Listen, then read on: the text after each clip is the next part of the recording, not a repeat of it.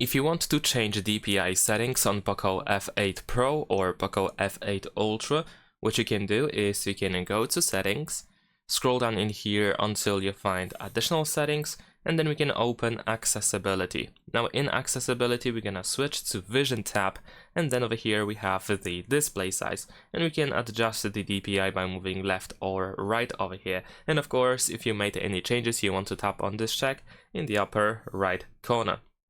Now, in addition to that, we can make more precise DPI changes by using developer options. But to do so, first we need to go back to main page of settings and then open about phone. In here, you need to keep tapping on OS version until you need to enter the screen lock password.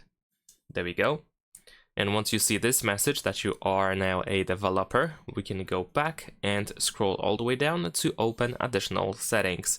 Now, in additional settings, we can find the developer options in here, and then we need to keep scrolling until we find an option in the drawing section that is called smallest width.